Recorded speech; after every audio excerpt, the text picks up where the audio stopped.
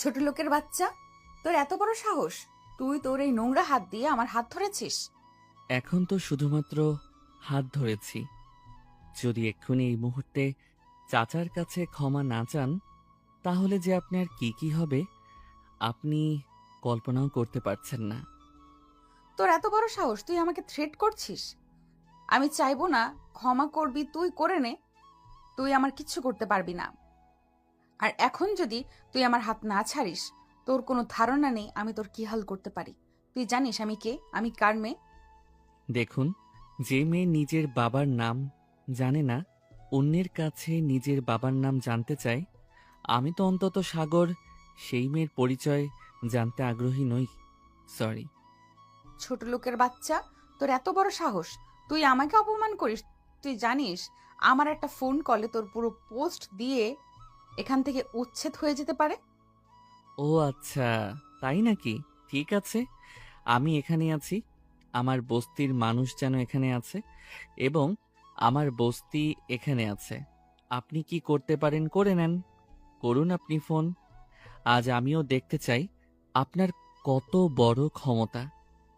তবে এইটুকু আমি আপনাকে বলতে পারি, আপনি একটা কেন 10টা ফোন কল করলেও না, আপনি আমার, না আমার বস্তির লোকজনের, আর আমার বস্তির কোনো ক্ষতি করতে পারবেন। তবে আপনি যদি এখন চাচার কাছে ক্ষমা না চান, তাহলে আপনার যে কি হবে, কি পরিণতি হতে চলেছে, সে বিষয়টি নিয়ে আমি ভীষণ চিন্তিত। ও আচ্ছা, তাই নাকি? ঠিক আছে, তুই কি করতে পারিস কর। আমিও দেখতে চাই তুই এই আনিকা খন্দকারের কি করতে পারিস। চাইবো না আমি ক্ষমা। দেখুন, আপনার কপাল ভালো, আমি কোনো মেয়ের গায়ে হাত তুলি না। এজন্য আপনি এখন পর্যন্ত সুস্থ সবল এখানে দাঁড়িয়ে আছেন। তবে ট্রাস্ট মি, আমি যতটা ভালো মহিলাদের গায়ে হাত তুলি না, কিন্তু আমার বস্তির মেয়েগুলো কিন্তু ঠিক ততটা ভালো নয়। তাই তারা রেগে যাওয়ার আগে যত দ্রুত সম্ভব চাচার কাছে ক্ষমা চেয়ে এখান থেকে কেটে পড়ুন। নিজের প্রাণ বাঁচিয়ে না হলে আপনার কি হবে জানি না, তবে আপনার গাড়ি এখান থেকে সুস্থ সবল যেতে পারবে না। বললাম তো, চাইবো না আমি ক্ষমা। তুই কি করতে পারিস কর, আমিও এখানে, আর আমার গাড়িও এখানেই আছে। আমি তোদের ক্ষমতা দেখতে চাই। আপনি চাইবেন না ক্ষমা? বললাম তো, না না না না না, আমি ক্ষমা করব না। ঠিক আছে, এরপর যা যা ঘটবে তার জন্য দায়ী থাকবেন আপনি। এটা বলতে পারবেন না আমি আপনাকে সতর্ক করিনি। আশা, হ্যাঁ সাগর, বল। ম্যাডামকে একটু ধরতো, আমি ম্যাডামের গাড়ির একটু খাতির যত্ন করি। বলে সাগর হাতে একটা বাঁশের টুকরা নিয়ে অনিকার দামি ল্যাম্বরগিনি গাড়ির সামনে কাঁচির উপর সজোরে আঘাত করলো। এতে অনিকার গাড়ির সামনের গ্লাস একদমই ভেঙে গুঁড়ো গুঁড়ো হয়ে রাস্তায় পড়ে গেল।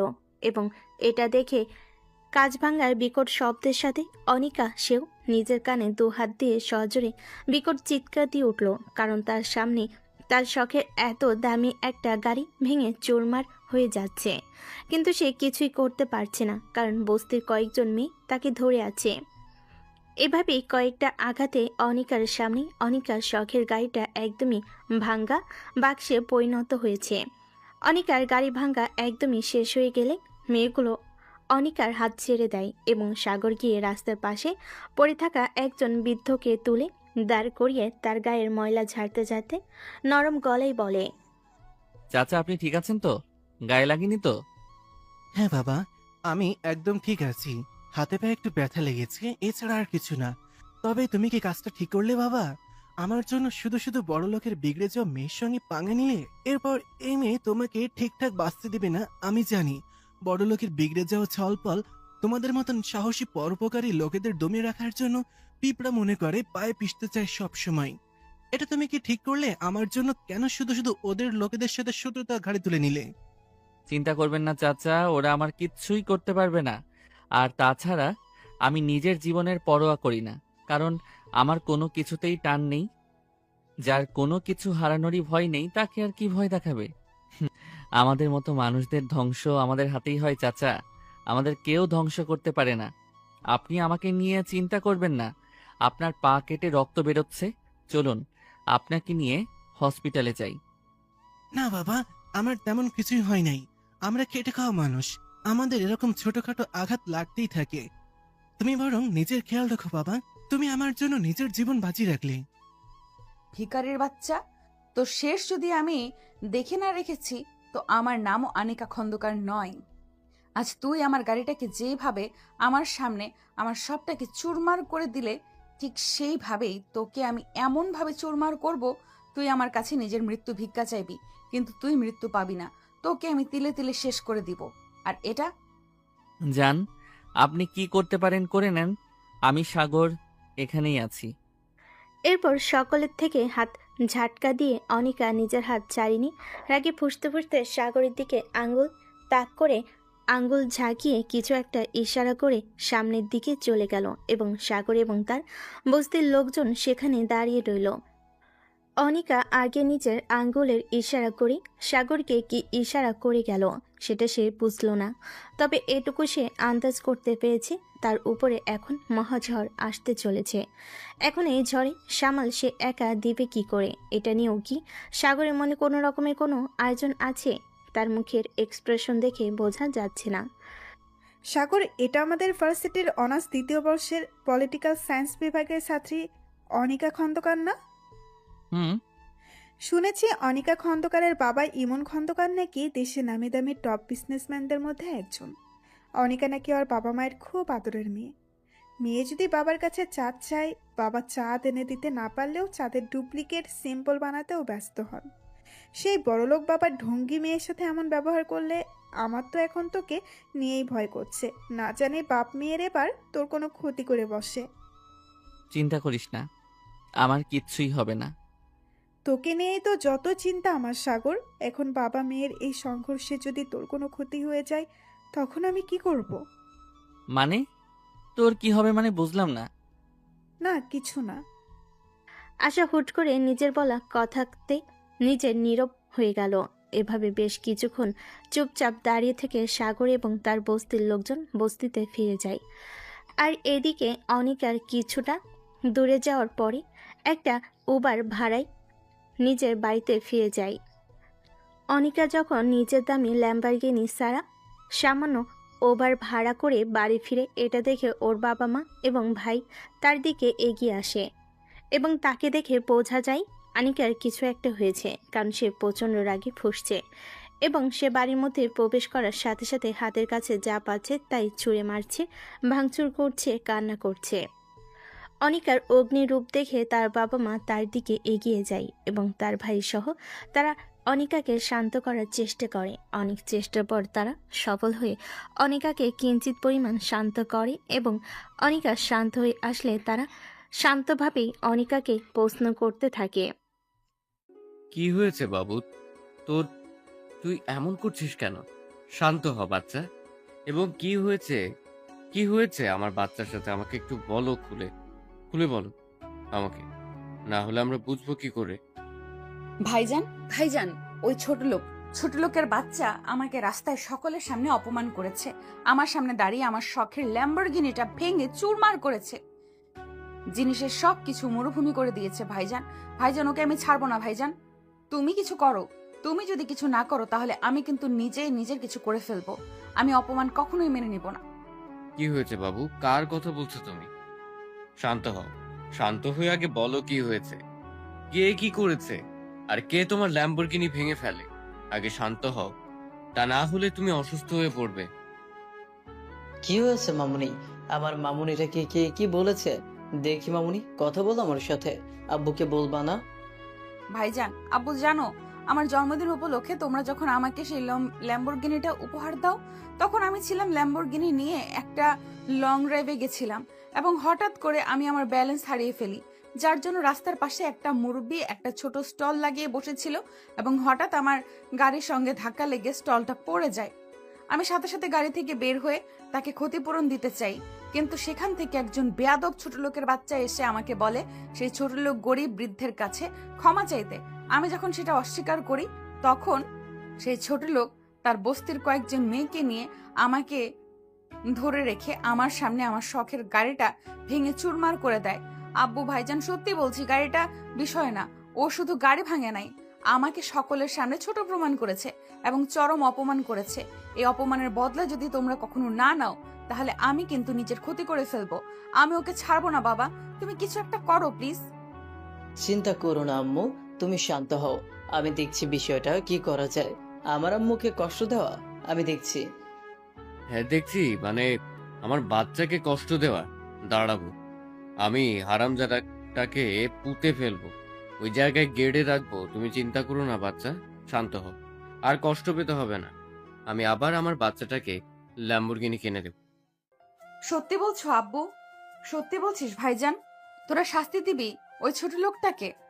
আমার সামনে শাস্তি দিবি যাতে আমার ভেতরের আগুন তাই সামান্য হলেও পানি পড়ে, না হলে আমি জ্বলে পুড়ে শেষ হয়ে যাব ভেতর থেকে। অবশ্যই বাচ্চা। ঠিক আছে আম্মু, অনেক হয়েছে, এখন তুমি উপরে যাও। সারাদিন তো মনে হয় খাওয়া দাওয়া হয়নি। এই অনিকার আম্মু, অনিকাকে উপরে নিয়ে যাও। আমার মামুনি আজকে অনেক ক্লান্ত।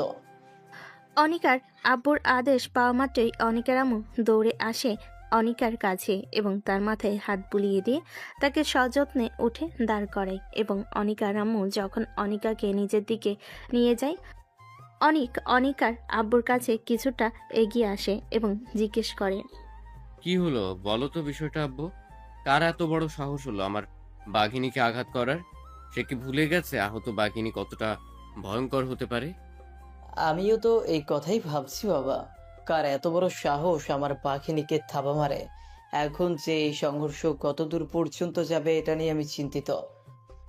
সে না হয় বুঝলাম, কিন্তু ম্যাডাম যে অর্ডার করে গেল, না হলে এসে কখনোই অপমান মেনে নেবে না, নিজের ক্ষতি করবে। এখন কি করবে আব্বু? সত্যি সত্যি কি ছেলেটার ক্ষতি করবে? দেখো অনেক, ভুলে যেও না, অনিকা যতই আমার মেয়ে হোক না কেন, ভুল তারও ছিল এবং সে যে ভুল করেছে সেই ভুলের শিক্ষা আমরা তাকে দিতে পারি নাই। বাইরের একজন এসে সেই ভুলের শিক্ষা তাকে দিয়েছে। আমি তো চাইবো এখন থেকে বারবার রোজ তার সঙ্গে অনিকার দেখা হোক, যেন অনিকার এই অহংকার বোধ তাকে ছাড়তে হবে।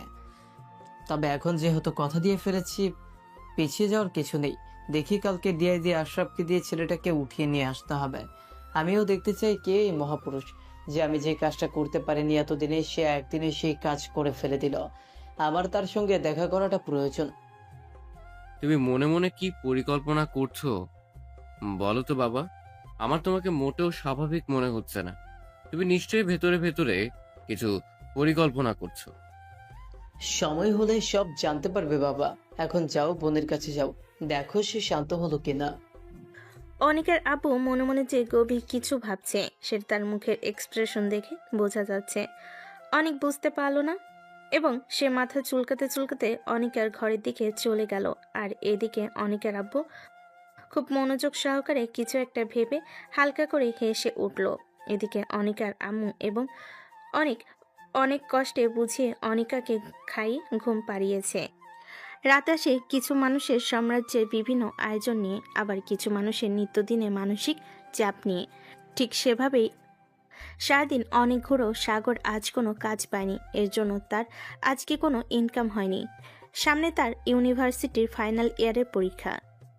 সে বিসিএস পরীক্ষার প্রিপারেশন নিচ্ছে, তাই সে কোনো ভালো কোচিংয়ে ভর্তি হয়ে কোচিং করবে। সেই টাকা তার কাছে নেই, সেই টাকা জোগাড় করবে কিভাবে? এবং পরবর্তীতে ইউনিভার্সিটিতে রেজিস্ট্রেশন ফি জমা দিতে হবে। কিভাবে কি করবে তা নিয়ে ভীষণ দুশ্চিন্তায় আকাশের দিকে চেয়ে আছে এবং মনে মনে বলছে, হে আমার রব, তুমি আমাকে ধৈর্য দাও, আমাকে মানসিকভাবে ভেঙে পড়তে দিও না। অনেক তো আমাকে সঙ্গ দিলে, আর কিছুটা সঙ্গ দাও দয়া করে আমার উপরে। বাবা মা তো অনেক আগেই ফাঁকি দিয়ে পালিয়েছে। দুনিয়াতে সঙ্গী বলতে তুমি আর এই বস্তির কিছু মানুষ, তারা আমাকে সবসময় মন থেকে জোর দিয়ে যাও, এখন আমাকে সঙ্গ দিও, খোদা আমাকে একা পড়তে দিও না। কথাগুলো নিজের আনমনে ভাবতে ভাবতে সাগরের চোখের কোণা দিয়ে কিছু নোনা জল গড়িয়ে পড়ল। সাগরের এই দুনিয়াতে আপন বলতে কেউ নেই। খুব ছোটবেলায় তার বাবা মা মারা যায়। তার বাবা ছিল দেশের স্বনামধন্য একজন ব্যবসায়ী।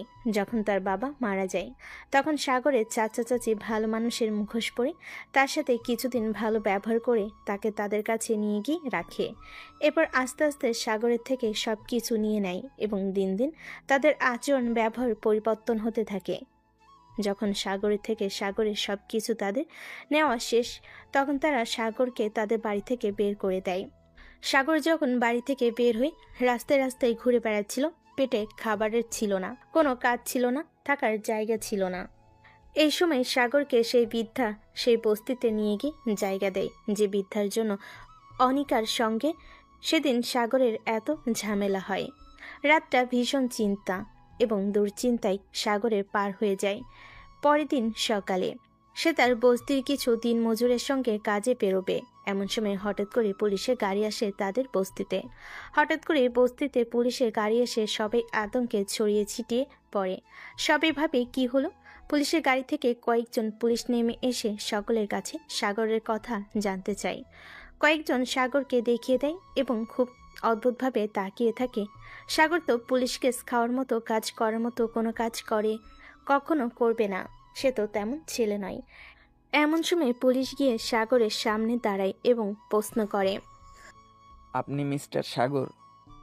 জি বলছি, বলুন। মিস্টার সাগর, আপনাকে আমাদের সঙ্গে থানায় যেতে হবে। আপনার নামে অভিযোগ আছে। অভিযোগ? কে করে অভিযোগ এবং কিসের অভিযোগ? সেটা থানায় গেলেই জানতে পারবেন।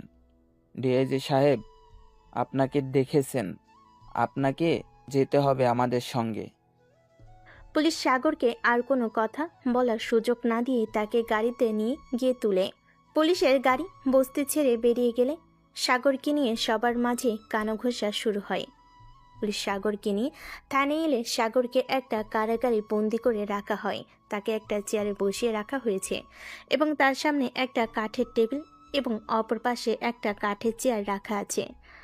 সাগর অনেকবার প্রশ্ন করেছে তাকে কেন আনা হয়েছে, কি তার অপরাধ, কিন্তু তাকে কেউ কোনো কিছুই বলেনি, শুধু বলেছে সময় হলে জানতে পারবে। এসব কথায় সাগর টেবিলের ওপর মাথা রেখে ভাবতেছিল। এমন সময় লোহার দরজা ঠেলে ভেতরে ঢোকার শব্দে সামনে তাকিয়ে দেখে একজন মধ্যবয়স্ক লোক। সে ধীরে ধীরে সাগরের দিকে এগিয়ে যায়। লোকটার চেহারায় একটা রাজকীয় এবং আভিজাত্যের ছোঁয়া আছে। লোকটি ধীরে ধীরে গিয়ে সাগরের সামনে রাখা কাঠের টেবিলের পাশে রাখা চেয়ারে পায়ের উপর পা তুলে বসে। এক হাত টেবিলের উপর রেখে হাতের কনুই টেবিলের উপর রেখে হাতের তালুর উপরে নিজের গাল থেকে সাগরের দিকে ঝুঁকে শান্ত এবং নিরেট গলায় প্রশ্ন করে, তুমি সাগর?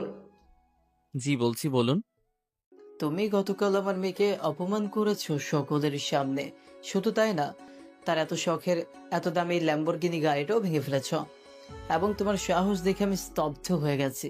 তুমি নাকি আমার মেয়েকে হুমকি দিয়েছো। তুমি জানো সে কে, কার মেয়ে, এবং তার বাবা যদি জানতে পারতো তোমার কি কি করতে পারতো।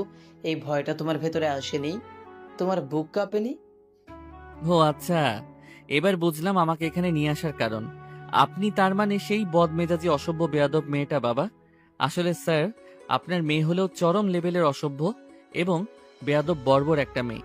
তাকে শিক্ষা দেওয়ার জন্য তখন আমার যা মনে হয়েছে সঠিক, আমি সেটাই করেছি।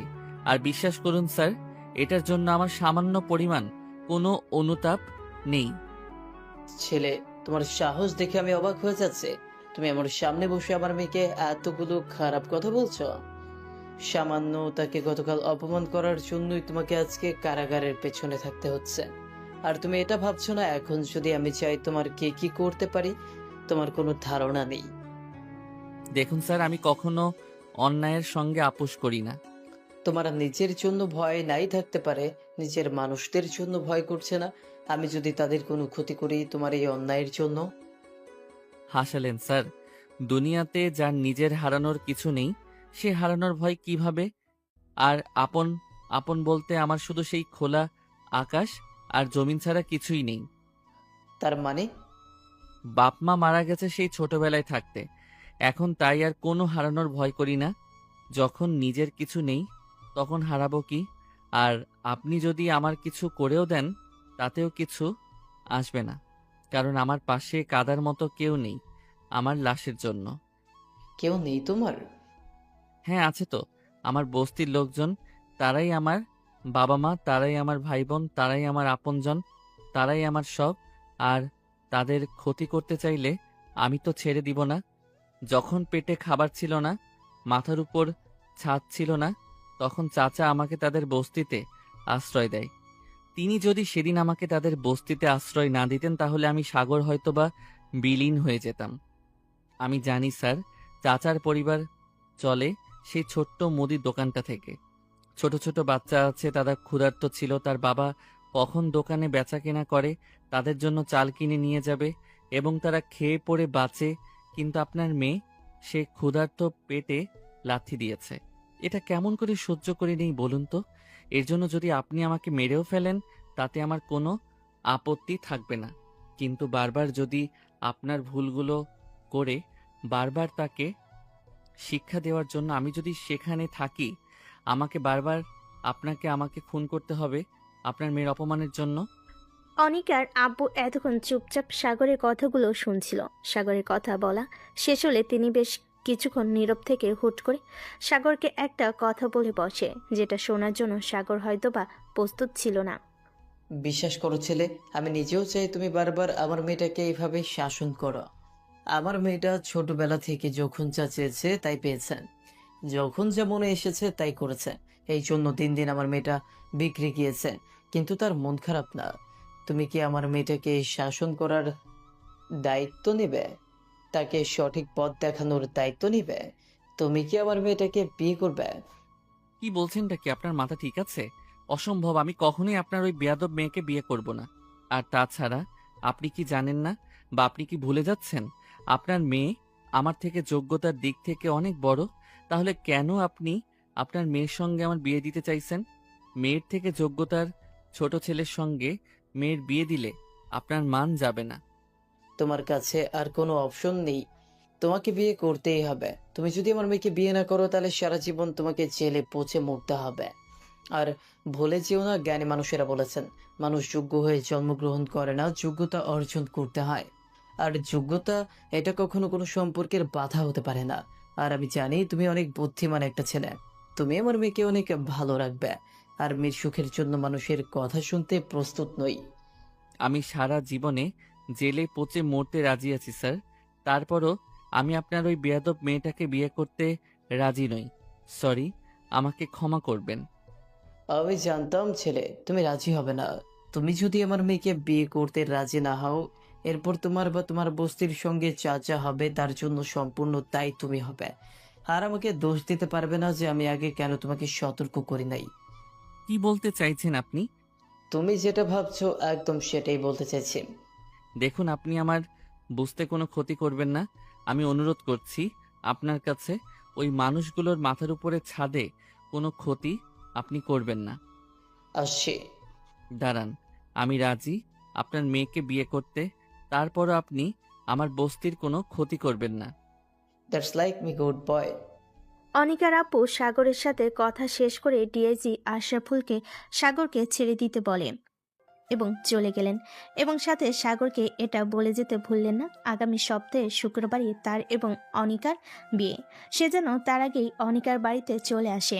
অনিকার আব্বু চলে যাওয়ার কিছুক্ষণ পরই সাগরকে ছেড়ে দেওয়া হয় এবং এবং সাগর সেখান থেকে বিধ্বস্ত অবস্থায় আবার সেই বস্তিতে ফিরে যায়।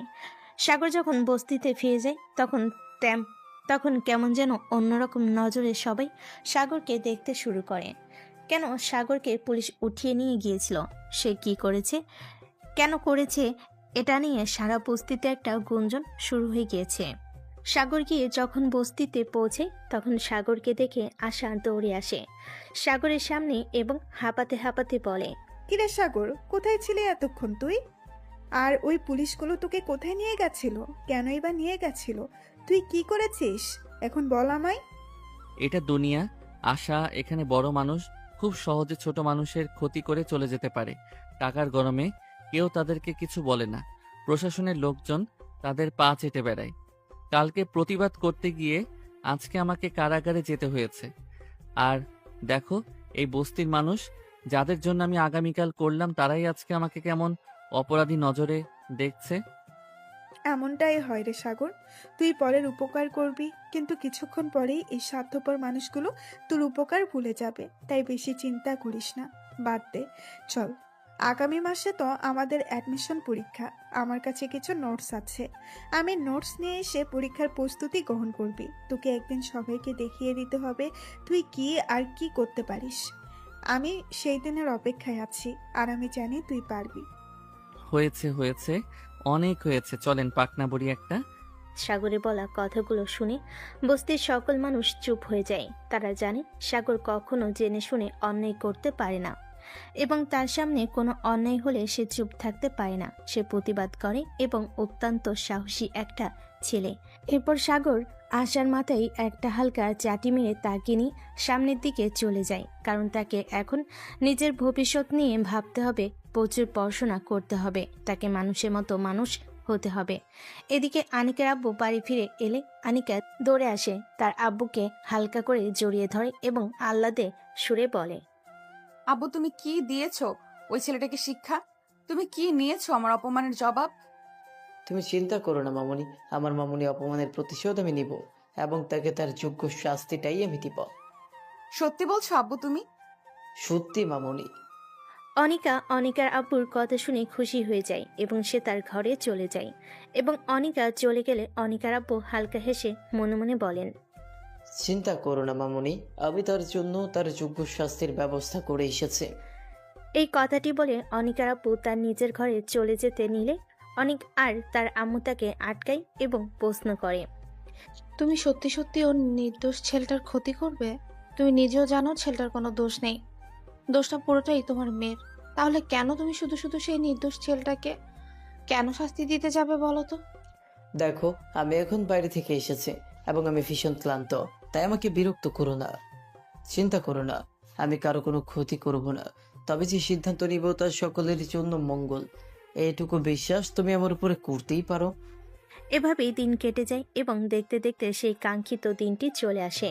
আজকে সাগর এবং অনিকার বিয়ে উপলক্ষে অনিকার বাবা তাদের গাড়ি পাঠায় বস্তিতে সাগরকে নিতে আসতে। হঠাৎ বস্তিতে এত দামি এবং বিশাল একটা গাড়ি আসতে দেখে সকলে ভীষণ অবাক হয় এবং গাড়ির আশেপাশে ভিড় জমায় এবং সেই গাড়ি থেকে লোক বের হয়ে সরাসরি সাগরের ঘরের সামনে গিয়ে সাগরকে ডাকতে থাকে। সবেমাত্র সাগর ঘুম থেকে উঠেছে, এমন সময় গাড়ির ড্রাইভার বলে, স্যার, খন্দকার সাহেব আপনাকে নিয়ে যেতে বলছেন। আপনি দাঁড়ান, আমি আসছি। বেশ কিছুক্ষণ পরে সাগর ফ্রেশ হয়ে আসলে ড্রাইভার তার পেছনের দরজা খুলে দেয় সাগরকে বসার জন্য এবং সাগরকে নিয়ে তিনি চলে যায়। সাগর গাড়িতে উঠে চলে যাওয়ার পর আজকে আবার বস্তির মানুষ সাগরকে নিয়ে আলোচনায় বসে। দূর থেকে আসা খুব সুন্দর দৃষ্টিতে সাগরের দিকে চেয়েছিল। হঠাৎ করে সাগরকে নিতে গাড়ি কেন এসেছে এবং গাড়িতে ঘুরেই বা সাগর কোথায় যাচ্ছে।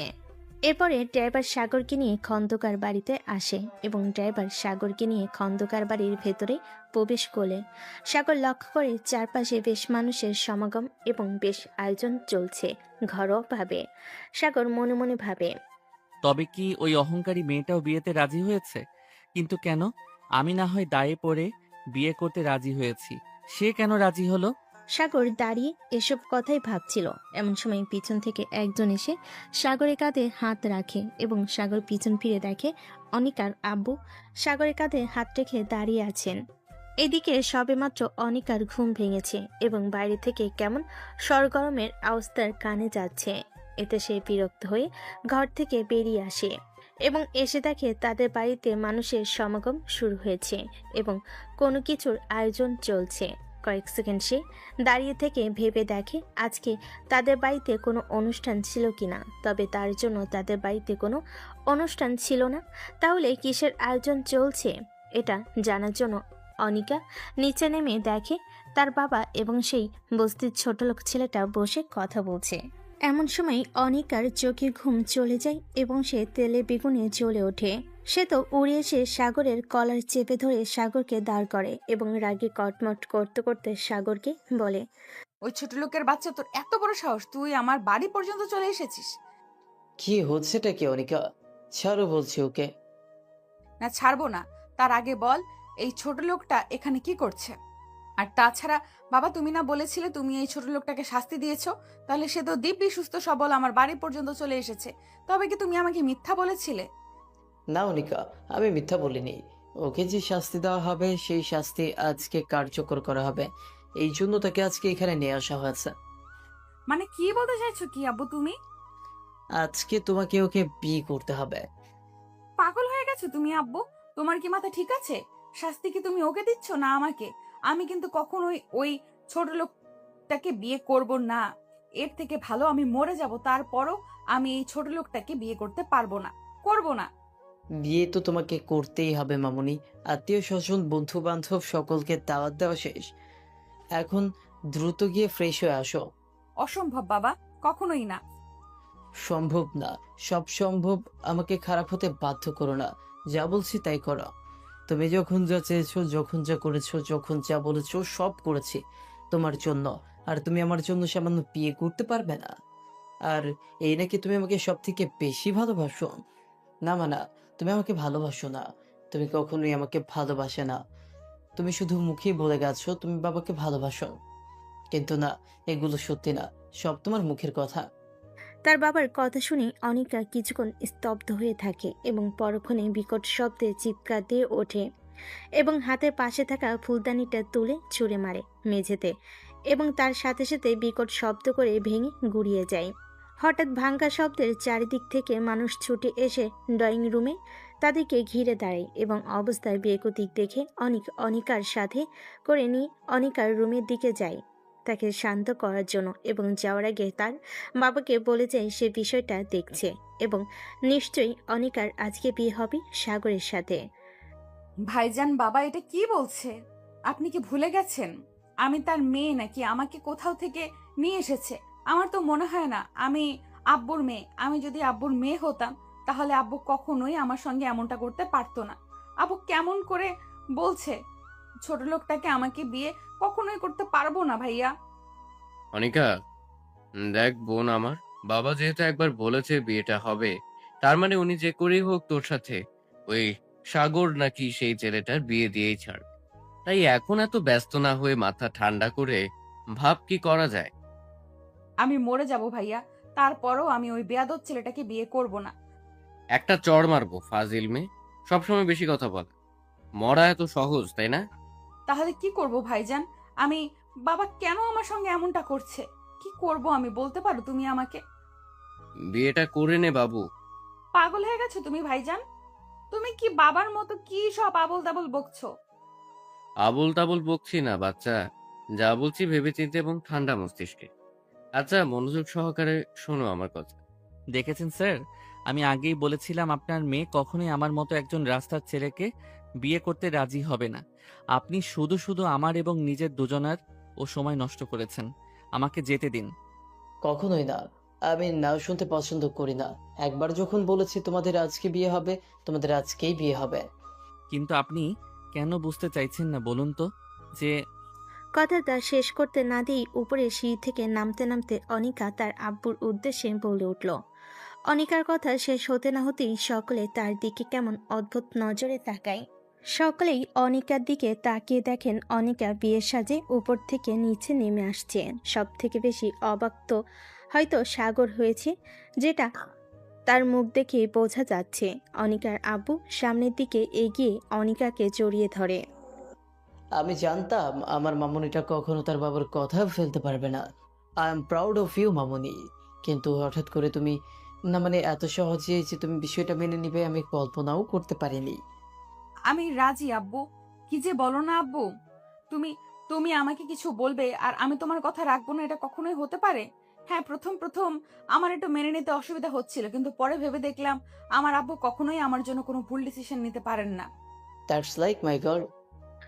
এরপর সাগরকে উদ্দেশ্য করে কয়েকজন কাজের মানুষকে বলে সাগরকে উপরে নিয়ে গিয়ে রেডি করে আনতে বিয়ের জন্য।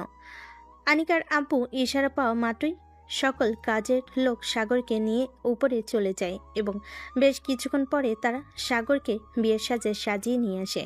সাগরকে দেখে সবাই অবাক নয়নি তাকিয়ে আছে। এতই সুদর্শন কাউকে পরবেশী লাগতে পারে, সেটা সাগরকে না দেখলে বোঝা যাবে না। কি মায়াবী তার মুখশ্রী! অনিকা নিজেও হয়তো কয়েক সেকেন্ড থমকে গিয়েছিল সাগরকে এমন বেশে দেখে। তবে তা হয়তো বেশিক্ষণ স্থায়ী হলো না, কারণ তার মনের মধ্যে আবার সেই প্রতিশোধের আগুন জ্বলে উঠল। কিন্তু তারপরও চুপচাপ সে বিষয়টা মেনে নিল এবং বিয়েটা করে নিল। অনেক ঝড়ঝাপটা পাড়ি দিয়ে সাগর আর অনিকার বিয়েটা সম্পূর্ণ হয়। তাদের বিয়ে সম্পূর্ণ হতে হতে রাত প্রায় হয়ে এসেছে। এরপর আত্মীয় স্বজন যারা যারা এসেছিল তারা নিজেদের মধ্যে আলোচনায় ব্যস্ত ছিল যে খন্দকার সাহেব কেন তার মেয়েকে এমন একটা ছেলের সঙ্গে বিয়ে দিল, কিন্তু তাতে অনিকার আব্বুর মনে হয় না কিছু এলো গেল। তারপর খাওয়া দাওয়া শেষে অনিকাকে এবং সাগরকে অনিকার ঘরে পাঠানো হয়। সাগর অনিকার ঘরে গিয়ে দেখে পুরো ঘর বিভিন্ন রকমের ফুল দিয়ে এবং লাল নীল আলো দিয়ে সাজানো।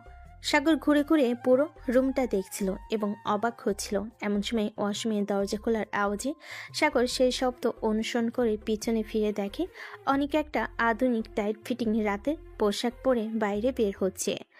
অনিকা বাহিরে এসে সাগরকে কেমন অদ্ভুত নজরে তার দিকে তাকিয়ে থাকতে দেখে সে আস্তে আস্তে সাগরের কাছে এগিয়ে আসে এবং হঠাৎ করে কোনো কিছু না বলে সাগরের গালে সজোরে একটা চড় মারে। সাগর মেঝেতে পড়ে যায় এবং করুণ দৃষ্টিতে অনিকার দিকে তাকিয়ে দেখে। অনিকা রাগে লাল হয়ে আছে এবং সে রাগে বলল, জানোয়ার ছোট লোকের বাচ্চা, তোর এত বড় সাহস, তুই আমাকে বিয়ে করার জন্য এসেছিস? তোর এত বড় কলিজা হয় কি করে? তোর কলিজা ছিঁড়ে আমি ফুটবল খেলবো। দেখুন, আমারও কোনো শখ ছিল না আপনার মতো বেয়াদব একটা মেয়েকে বিয়ে করার, কিন্তু আপনার বাবা আমাকে ব্ল্যাকমেইল করে জোর করে আপনার সঙ্গে বিয়ে করতে বাধ্য করেছে। তাই যদি কিছু বলার থাকে নিজের বাবাকে গিয়ে বলুন, আমাকে না। তোকে তো আজকে আমি শেষ করে ফেলবো। নিজে থেকে এত কিছু করে এখন সব দোষ আমার আব্বুর ঘাড়ে দিচ্ছিস? ছোট লোক কোথাকার! তুই কি মনে করেছিস আব্বুর কথা রাখতে বা তোকে ভালোবেসে আমি বিয়ে করেছি? কখনোই নয়। তোর জীবনটাকে জাহান্নাম করার জন্য আমি তোকে বিয়ে করেছি। তুই সেদিন আমাকে যে অপমান করেছিস সবার সামনে, এখন থেকে প্রতি পদে, প্রতিটা সেকেন্ডে, প্রতিটা মুহূর্তে তোকে আমি বারবার মনে করিয়ে দিব তোর নিজের যোগ্যতা, নিজের জায়গা। আমাকে অপমান করার শাস্তি এবার তুই প্রতিটা মুহূর্তেই পাবি। তোকে আমি বলেছিলাম না তোর জীবনটা আমি এমন ভাবে নষ্ট করে দিব যে তুই আমার কাছে নিজের মৃত্যু কামনা করবি, কিন্তু আমি তোকে মৃত্যু দেব না। শখ কত আমাকে বিয়ে করার, তাই না? তো শখ এবার আমি ঘুচিয়ে দিব। এখন থেকে তুই প্রতিদিন এই ঠান্ডা মেঝেতে ঘুমাবি। আমি যখন যা বলবো, যেভাবে বলবো, সব করতে হবে তোকে। আর তুই যদি এই 4 দেওয়ালের কথা বাইরে বের করিস তাহলে তোকে আমি জানে মেরে ফেলবো। আর হ্যাঁ, শুধু তোকে নয়, তোর সঙ্গে মিলে যারা যারা সেদিন আমাকে অপমান করেছে তাদের জীবনটাও আমি জাহান্নামে পরিণত করব। দেখুন, আপনার যত রাগ আমার উপরে, তাই যত কষ্ট দেওয়া, যা খুশি করার আমার সঙ্গে করে, আমার বস্তির লোকজনের জন্য নয়। আর রইল বাকি আপনার কথা মেনে চলার। ঠিক আছে, আপনি যখন যা বলবেন, যেভাবে বলবেন আমি তাই করব, কিন্তু তারপরেও আমার বুঝতে মানুষের কোনো ক্ষতি আপনি করবেন না। তুই যতদিন তোর কথা মেনে চলতে পারবি ঠিক ততদিনই তারা সুস্থ সবল থাকবি। এখন যা, সর এখান থেকে, আমাকে ঘুমোতে দে, আমি ঘুমাবো। কথাটি বলেই অনিকা সাগরের বুকের উপর সজোরে লাথি মেরে তাকে ফেলে দিল। সাগর হঠাৎ আক্রমণে বেশ আঘাত পেল, কিন্তু তারপরও চুপচাপ সহ্য করে নিল, কিছু বলল না। এরপর অনিকা গিয়ে তার বেডে ঘুমিয়ে পড়ল এবং সাগর কিছুক্ষণ বসে থেকে মেঝেতেই ঘুমিয়ে পড়ল। সকালবেলা অনিকা ঘুম থেকে উঠে দেখে সাগর মেঝেতে নেই। সে কিছুক্ষণ নীরব থেকে মনে মনে বলল, ছোট লোকের বাচ্চাটা গেল কোথায়? এরপর সে আরো রেগে যায় এবং চিৎকার দিয়ে বলে ওঠে, এই ছোট লোকের বাচ্চা, কোথায় তুই? এক্ষুনি আমার সামনে আয় বলছি। হঠাৎ অনিকার এমন চিৎকারে সাগর দৌড়ে অনিকার সামনে এসে হাজির হয় এবং বিনয়ী করে বলল, জি বলুন। তোকে কতবার বলেছি আমার যখন যা লাগবে আমি তা যেন সাথে সাথে পাই, তোকে বারবার ডাকা লাগে কেন? আসলে আপনি ঘুমাচ্ছিলেন তো, তাই আমি একটু বাইরে গিয়েছিলাম আশপাশটা ঘুরে দেখার জন্য। তোকে কি এই বাড়িতে আশপাশ ঘুরে দেখার জন্য বসিয়ে বসিয়ে খাওয়ানো হয়? এমন করে বলছেন কেন? বলুন আপনার কি লাগবে, আমি এনে দিচ্ছি। সাগরের কথা শেষ হতে না হতেই অনিকা সজোরে সাগরের গালে একটা চড় মারে। এমন হুটহাট অনিকার হাতে মার খেয়ে সাগর বিস্মিত হয়ে যায়। কেন অনিকা বারবার সাগরকে আঘাত করে, কারণে অকারণে। এভাবে সাগর আর অনিকার জীবন শুরু হয়। এভাবে বেশ কিছুদিন বিভিন্নভাবে বিভিন্ন সময় বিভিন্ন রকমের অত্যাচার করতে থাকে অনিকা সাগরের উপর। সামনে সাগরের ফাইনাল পরীক্ষা, এজন্য আজকে সাগর ইউনিভার্সিটিতে যাবে। সাগর যখন রেডি হয়ে বের হতে যাবে এমন সময় অনিকার আব্বু সাগরকে ডেকে বলে, বাবা সাগর কোথায়? যাচ্ছ তুমি?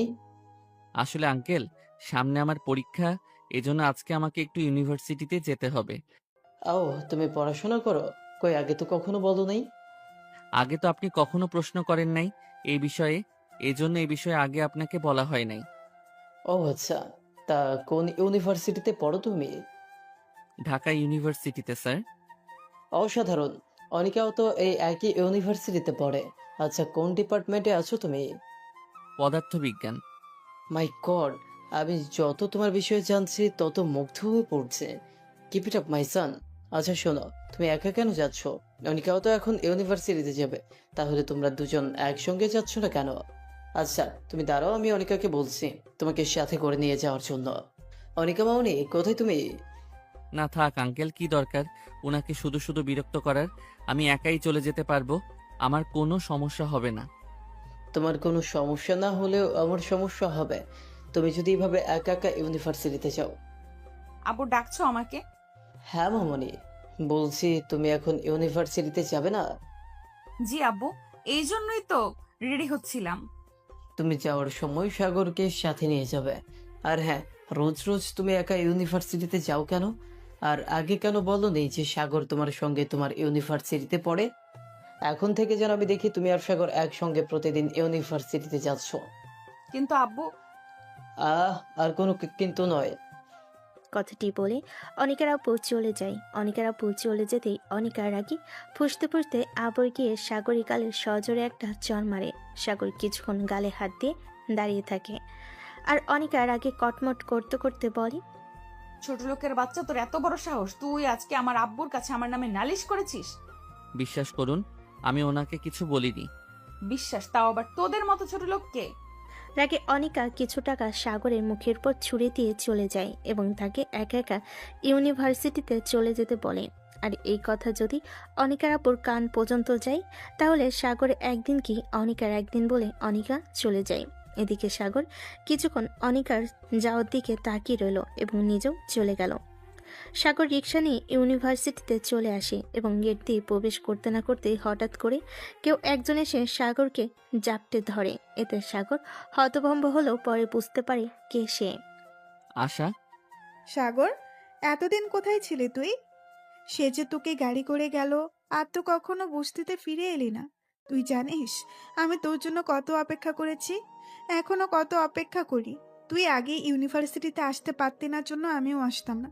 এসে কি করব বল? কারো ইউনিভার্সিটিতে তো তুই থাকতি না, আর এখন শুধু একটা নজর তোকে দেখার জন্য যদি তুই ইউনিভার্সিটিতে আসিস, এই জন্য আমি রোজ ইউনিভার্সিটিতে এসে ঠিক সেই জায়গায় বসে থাকি যে জায়গাটায় তুই আর আমি বসে আগে আড্ডা দিতাম। তুই কোথায় চলে গিয়েছিস সাগর? আর এতদিন কোথায় ছিলি? তোমার কি কখনো আমাদের কথা মনে পড়েনি? আরে পাগলি, এমন করছিস কেন? আমি তো এসেছি। আচ্ছা ঠিক আছে, তুই আয় আমার সামনে, আমি তোকে সব বুঝিয়ে বলছি আমি কোথায় ছিলাম, কেন ছিলাম, আর কেনই বা যদি ইউনিভার্সিটিতে বা বস্তিতে আসিনি। সাগর আশার হাত ধরে নিয়ে তার সামনে দাঁড় করে এবং চোখ তুলে দেখে আশা কান্না করছে। সাগর পরম যত্নে আশার চোখের পানি মুছিয়ে দেয় এবং তাকে নিয়ে সাইডে গিয়ে বসে। এরপর সাগর আশার হাতের উপর হাত রেখে তাকে বলে, আশা, এখন আমি যা বলবো তুই খুব মনোযোগ সহকারে শুনবি। সাগরের এমন কথা শুনে আশা বেশ খানিকটা ভয় পায়, কিন্তু তারপরও তা মুখে প্রকাশ করে না, কারণ সে জানে না সাগর এখন কি বলতে চলেছে। কিন্তু তারপরও ভীষণ আগ্রহ নিয়ে আশা সাগরের মুখের দিকে চেয়ে থাকে। এরপর সাগর আস্তে আস্তে তার সাথে ঘটে যাওয়া সকল কথা আশাকে বলে। সাগরের কথা শুনে যেন আশার মাথায় বজ্রপাত হয়, সে যেন ভারসাম্য হারিয়ে ফেলে নিজের। সে কাঁপা কাঁপা গলায় বলে, সাগর, তুই বিয়ে করেছিস মানে? তুই কি আমার সঙ্গে মজা করছিস? দেখ, যদি মজা করে থাকিস তাহলে প্লিজ এই জঘন্য মজাটা আমার সঙ্গে করিস না। না রে আশা, আমি মজা করছি না, সত্যি সত্যি আমি বিয়ে করেছি। আসলে আমি বিয়ে করতে বাধ্য হয়েছি। আশা এবার উঠে দাঁড়ায় এবং হাতের উল্টো পিঠ দিয়ে চোখের পানি মুছে সাগরকে কিঞ্চিত ধাক্কা মেরে নিজের থেকে দূরে সরিয়ে দেয়। এরপর সে ফুপিয়ে ফুপিয়ে কান্না করে এবং ভাঙ্গা ভাঙ্গা গলায় বলে, তুই কেন এমনটা করলি সাগর? আর বিয়ে যখন করেছিস সেখানে এখন বলতেছিস কেন? যখন বিয়ে করেছিস তখন তো বলিসনি। আসলে আশা, সবকিছু এত দ্রুত হয়ে গেছিল যে আমি কি করব কিছু বুঝতে পারিনি। কাকে বিয়ে করেছিস তুই? অনিকা খন্দকারকে। সাগরের বলা কথা শুনে আশা বিস্ময়ের সাথে সাগরের দিকে তাকায়। আশার তাকানো দেখে সাগর বুঝতে পারে আশা মনে মনে কি ভাবছে, এবং সে এবার আশাকে সবকিছু শুরু থেকে শেষ পর্যন্ত বুঝিয়ে বলে। সাগরের সমস্ত কথা শুনে আশা বুঝতে পারে যে সাগর পরিস্থিতির শিকার। এরপর সে তার কান্নাটা কমিয়ে সাগরের পাশে গিয়ে বসে এবং সাগরের হাত নিজের হাতের মুঠোয় নিয়ে সাগরের দিকে তাকায় এবং অপর হাত দিয়ে সাগরের মাথায় হালকা হাত বুলিয়ে দেয়। আর এই দৃশ্য দূর থেকে একজন দেখে যেন গরম তেলে দেওয়া মাছের মতো ফুটতে থাকে। আশা সাগরকে আশ্বস্ত করে বলে, তুই কিভাবে সারা জীবন কাটাবি ওই মেয়ের সঙ্গে? ওই মেয়েটা তো তোকে ধ্বংস করে দিবে। আমি নিজের ধ্বংসের পরোয়া করি না আশা, কিন্তু আমি যদি তাদের কথা না মানি তাহলে তারা তোদের উপর অত্যাচার করবে। তাই বলে আমাদের জন্য তুই এভাবে নিজের জীবনটা ধ্বংস করে দিবি? আর কাদের জন্য তুই নিজের জীবনটা এভাবে বাজি রেখেছিস? ওসব মানুষের জন্য যারা তুই গাড়ি করে চলে আসার পর তোকে নিয়ে সমালোচনার আসর বসিয়েছিল। তারা যেমনই হোক আর যাই করুক, তাদের করুণা তো আমি এটা ভুলতে পারবো না কখনো, যে যখন আমার পেটে অন্ন ছিল না, আমার মাথার উপরে ছিল না ছাদ, তখন তারা আমাকে আশ্রয় দিয়েছিল, আমার মুখে খাবার তুলে দিয়েছিল। আর কোনো কিন্তু নাই। চলো যাই, আমরা ক্লাসে যাই। সাগর আর আশা নিজেদের ক্লাসের দিকে চলে যায়। এদিকে এতক্ষণ ধরে অপর পাশের বিল্ডিং থেকে অনিকা সবকিছু পর্যবেক্ষণ করছিল। কেন যেন অনিকার সাগর আর আশার ঢলাঢলিটা পছন্দ হলো না। তাই অনিকা নিজেও ওখানে আর বেশিক্ষণ দাঁড়িয়ে না থেকে তার ক্লাসের দিকে চলে যায়। খুব ভালোভাবে সকলে তাদের ক্লাস শেষ করে। এরপর অনিকা আর তার ফ্রেন্ডরা মিলে ক্যান্টিনের দিকে যায়। অনিকা এবং তার ফ্রেন্ডরা মিলে আড্ডা দিচ্ছিল। এমন সময় সাগর এবং আশা ক্যান্টিনে প্রবেশ করে। আনিকা সাগর এবং আশাকে ক্যান্টিনে প্রবেশ করতে দেখে তার মিলিয়ে যাওয়া রাগটা আবার মাথা চাড়া দিয়ে ওঠে এবং সে কোনো কিছু না ভেবে সাগরকে ডাক দেয়। হে ইউ, এদিকে আয়। আনিকার ডাক অনুসরণ করে সাগর এবং আশা দুজনই অনিকার দিকে লক্ষ্য করে। দেখে অনিকার হাতের আঙ্গুলের ইশারায় সাগরকে নিজের কাছে ডাকছে। তাই সাগরও আর কোনো কিছু না ভেবে অনিকার দিকে অগ্রসর হয়। সাগর যখন অনিকার পাশে গিয়ে মাথা নিচু করে দাঁড়ায়, তখন অনিকা 500 টাকার একটা নোট বের করে সাগরের হাতে দেয় এবং বলে, আমার জন্য এবং আমার ফ্রেন্ডের জন্য কফি নিয়ে এসো, এবং সকলের জন্য স্যান্ডউইচ নিয়ে আসবে। এরপর যদি কিছু টাকা বাকি থাকে সেটা তোমার টিপস। তুমি তোমার সেই পাতি গার্লফ্রেন্ডের সঙ্গে এনজয় করতে পারো। ঠিক আছে ম্যাম। সাগরের এরকম নীরবতা এবং কোনো কাজে অনিকার সাথে তর্ক না করা বিষয়টা কেমন যেন অনিকার কাছে আজব লাগে। যে ছেলে একসময় কোনো অন্যায় সহ্য করতে পারত না, সবসময় অন্যায়ের প্রতিবাদ করত এবং তার মনে হতো যে অন্যায় করে এবং অন্যায় সয় দুজনে সমান অপরাধী, তাহলে কিছুদিন ধরে এই ছেলে এত নীরব হয়ে গেছে কেন? তাকে যখন যা বলা হয় সে তখন তাই করে, কোনো কিছুর প্রতিবাদ না করে কেন? এজন্য কয়েকদিন ধরে অনিকা নিজেও সাগরকে বিরক্ত করা ছেড়ে দিয়েছিল। কিন্তু আজকে সকালে সাগর এবং আশাকে একসঙ্গে বসে হাসাহাসি করতে দেখে কেন যেন অনিকার খুব খারাপ লাগে। তার বিষয়টা কোনো মতে ভালো লাগে না। হয়তো আল্লাহর কালিমার জোর ছিল এটা, কারণ কোনো মেয়েই পৃথিবীর সব কিছুর ভাগ দিলেও তার স্বামীর ভাগ কখনোই কাউকে দিতে পারে না।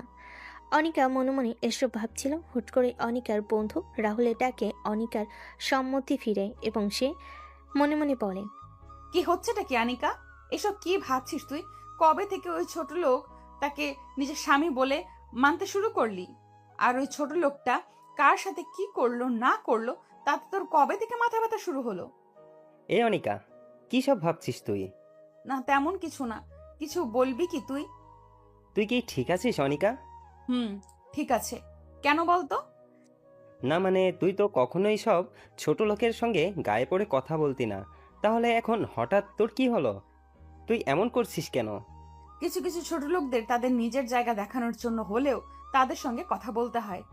এতক্ষণ ধরে অনিকা এবং রাহুল যা কথা বলছিল কিছুটা দূরে দাঁড়িয়ে আসা সব কথাই শুনলো এবং তার মনের ভিতর ভীষণ আফসোস হতে লাগলো সাগরের জন্য। ছেলেটার জীবনটা পুরো ধ্বংস হয়ে গেল, কখনোই তাকে শান্তি দিবে না। এরই মধ্যে সাগর কফি এবং স্যান্ডউইচ নিয়ে আসে এবং এসে অনিকা এবং তার ফ্রেন্ডদের মাঝে দিয়ে দেয়। এরপর অনিকা আরেকটি 500 টাকার নোট বের করে সাগরের মুখের উপর ছুঁড়ে মারে এবং বলে, যাক, এটা তোর টিপস।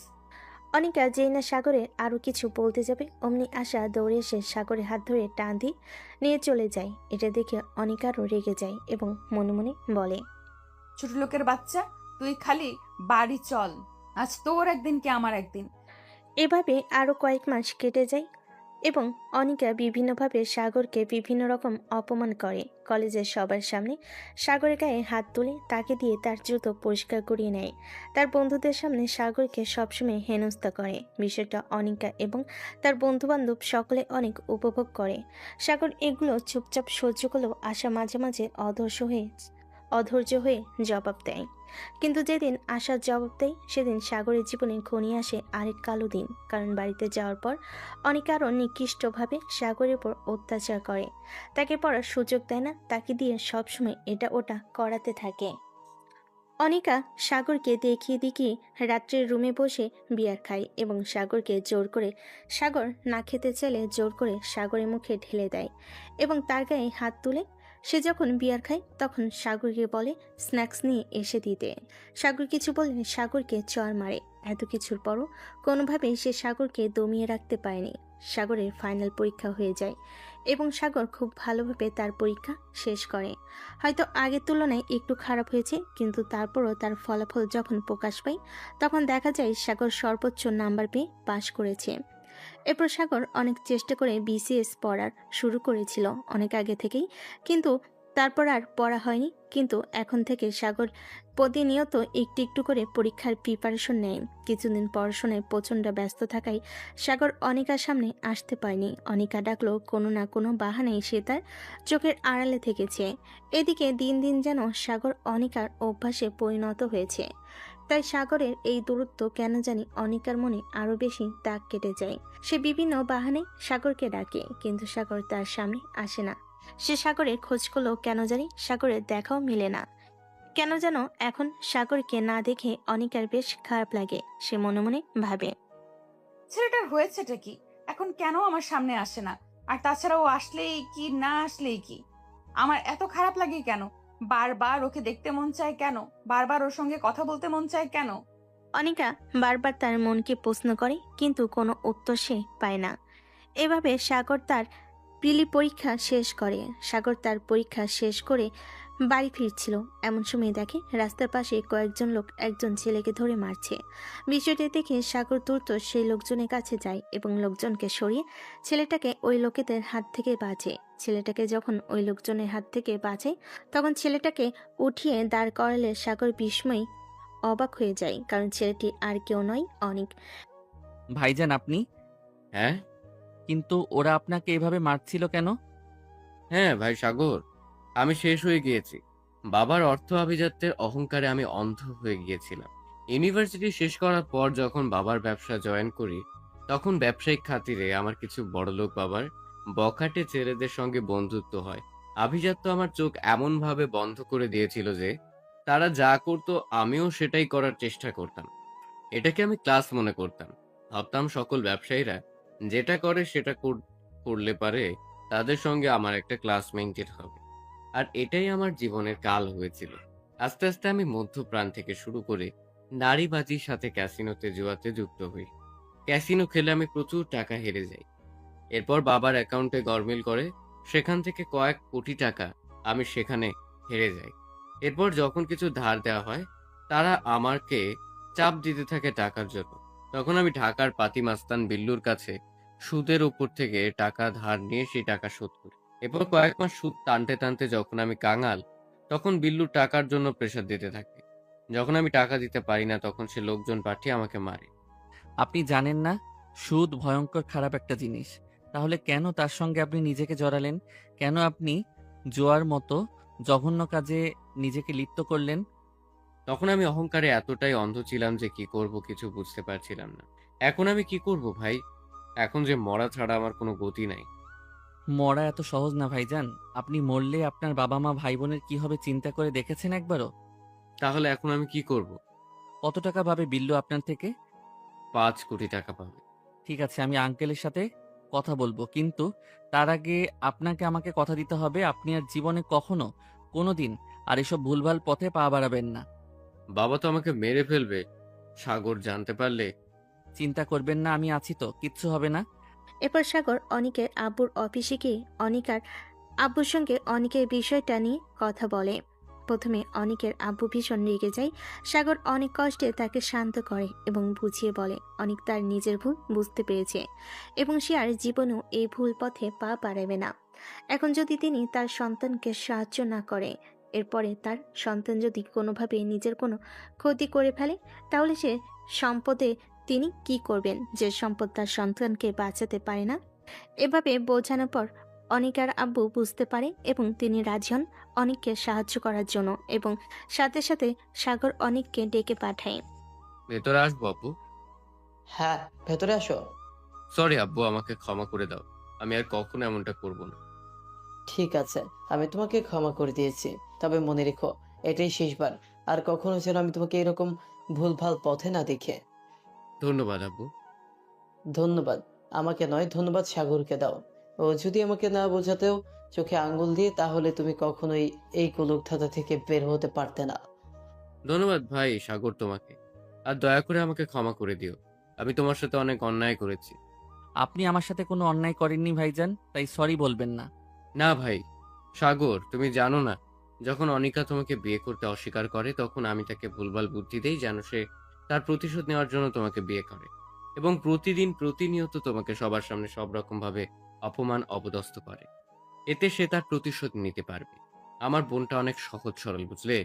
এই জন্য ওকে যেভাবে বোঝায় ও সেভাবেই বুঝতে পারে। ছোট থেকে বড় লোকের বকে যাওয়া সন্তানদের সঙ্গে মিশিয়ে তারা যে ভুলভাল পথে চলে, আমার বোনকেও সেই ভুলভাল পথেই পরিচালনা করে এবং মিথ্যে আভিজাত্যের এবং অহংকারের পর্দা আমার বোনের চোখে বেঁধে দেয়। ক্ষণিকের জন্য সে সকলকে অপমান অপদার্থ করলেও পরক্ষণে সে যখন বুঝতে পারে যে সে অন্যায় করেছে, তখন তারও মনের ভেতর অনুতাপ বোধ হয়। আমার বোনটা ভীষণ ভালো, কিন্তু সে ভুল মানুষের সঙ্গে ভুল পথে পরিচালিত হচ্ছে। আমি তো আর তোমার হয়ে যাওয়ার নাই ফিরিয়ে দিতে পারবো না। তাই তোমার কাছে অনুরোধ করব, যদি পারো আমার বোনটাকে নিজের মতো করে গুছিয়ে নিও। তাকে সেই ভুল পথ থেকে ফিরিয়ে এনে সঠিক পথ দেখিও। অনিকের কথা শুনে অনিকার আব্বু আবারও রেগে যায়। তিনি অনিককে কিছু বলবে তার আগে সাগর অনিকার আব্বুকে বাধা দেয়। অনিকার আব্বু প্রথম সাগরের কথা না মানতে চাইলেও পরবর্তীতে সাগর তাকে বুঝিয়ে মানিয়ে নেয়। এভাবে আরও বেশ কিছুদিন কেটে যাওয়ার পরে সাগরের বিসিএস প্রিলি পরীক্ষার রেজাল্ট দেয় এবং সাগরের নাম্বারটা চলে আসে। এরপর শুরু হয় সাগরের পরবর্তী যুদ্ধ। সাগর লিখিত পরীক্ষার জন্য প্রস্তুতি গ্রহণ করতে থাকে। এর মধ্যে অনিকা অনেকবার সাগরকে অপমান করেছে, কিন্তু তারপর সাগর কিচ্ছু বলেনি, চুপচাপ সেখান থেকে চলে এসেছে। অনিকা দেখে সাহস পেয়ে অনিকার বন্ধু বান্ধবরা যখন অনিকার বাড়িতে এসেছে, তখন অনিকার বাড়িতে সাগরকে দেখে তারা অনেক রকম প্রশ্ন করেছে, কিন্তু অনিকা সবাইকে বলেছে সাগর তাদের বাড়িতে কাজ করে। এজন্য অনিকার বন্ধু বান্ধবও সাগরকে বিভিন্নভাবে অপমান অপদস্থ করেছে। আগে কিছু মনে না হলেও ইদানিং বিষয়টা অনিকার বেশ খারাপ লাগে, কিন্তু মিথ্যে ইগোর বড়াই সে কিছু বলতে পারে না। বেশ কিছুদিন হলো অনিকা আর সাগরকে অপমান করে না, বিষয়টা সাগর লক্ষ্য করেছে, কিন্তু সে কিছু মনে করেনি, কারণ আজ অপমান করছে না, কাল ঠিকই করবে। এর জন্য বিষয়টা আর সাগর ভেবে দেখনি। এরপর একদিন রাহুল আসে অনিকার বাড়িতে।